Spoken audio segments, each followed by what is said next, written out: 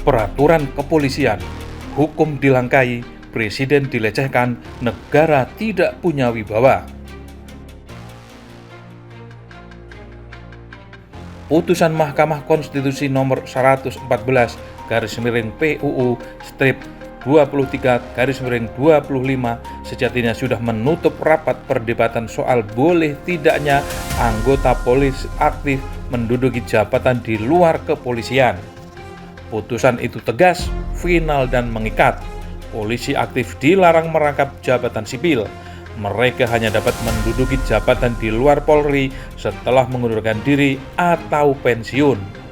Namun alih-alih menjadi teladan kepatuhan hukum, kepolisian justru menerbitkan Peraturan Kepolisian Negara Republik Indonesia atau Perpol nomor 10 tahun 2025 yang membuka kembali pintu rangkap jabatan di 17 kementerian dan lembaga. Inilah contoh buruk penegakan hukum sekaligus presiden berbahaya bagi negara hukum. Untuk memahami kesalahan ini, publik bahkan tidak perlu belajar hukum hingga jenjang doktoral. Hierarki peraturan perundang-undangan telah diatur secara gamblang dalam Undang-Undang Nomor 12 Tahun 2011.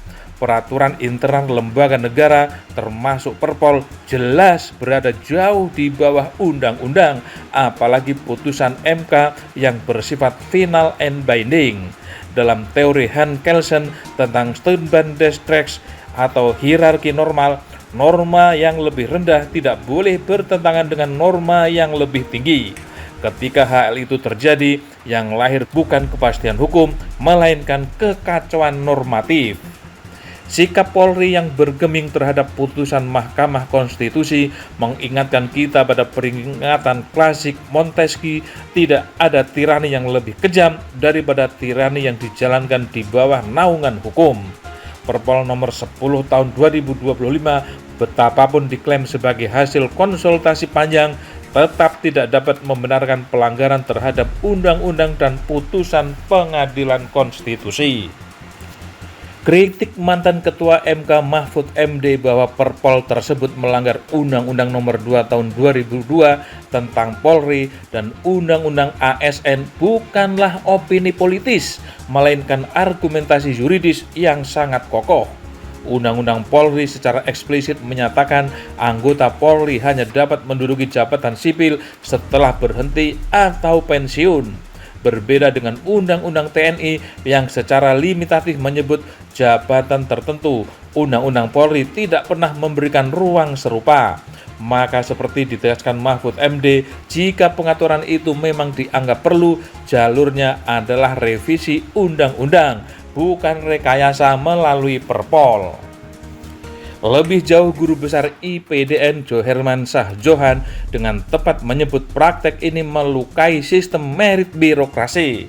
Max Weber dalam karya momentelnya Economy and Society menekankan bahwa birokrasi modern hanya dapat bekerja efektif bila didasarkan pada kompetensi, hierarki yang jelas, dan pemisahan tegas antara jabatan publik, militer, dan sipil. Ketika jabatan sipil diisi oleh aparat bersenjata aktif, pesan yang disampaikan kepada ASN sangat gamblang. Profesionalisme dapat dikalahkan oleh kekuasaan.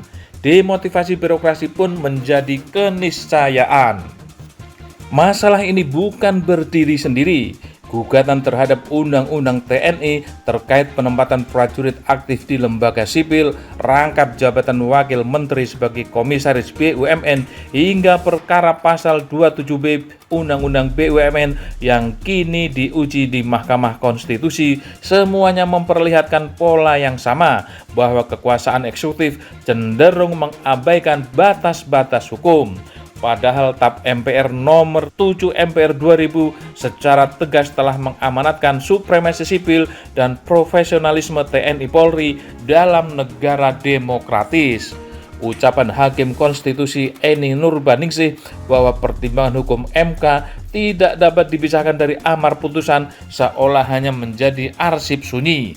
Ketika pemerintah dan aparat penegak hukum sendiri abai, hukum kehilangan daya ikat moralnya. Seperti dikatakan filsuf hukum Lon Inland Fuller dalam The Morality of Law, hukum akan runtuh bukan hanya karena dilanggar, tetapi karena pembentuk dan pelaksananya sendiri tidak lagi percaya pada prinsip-prinsipnya. Pepatah anjing menggonggong kafilah berlalu mungkin tepat menggambarkan respon Kapolri terhadap kritik publik. Namun dalam negara hukum, sikap semacam itu bukan sekadar soal etika pejabat, melainkan soal wibawa negara. Presiden sebagai pemegang kekuasaan pemerintahan tertinggi tidak bisa terus membiarkan para pembantunya menafsirkan hukum sesuai selera institusional. Jika hukum terus dilangkai oleh mereka yang seharusnya menegakkannya, jangan salahkan rakyat bila kepercayaan terhadap negara kian terkikis. Pemulihan wibawa hukum hanya mungkin terjadi jika presiden bersikap tegas, memerintahkan pencabutan regulasi yang bertentangan dengan undang-undang dan putusan MK, serta memastikan seluruh pejabat negara, sipil maupun bersenjata, tunduk pada konstitusi.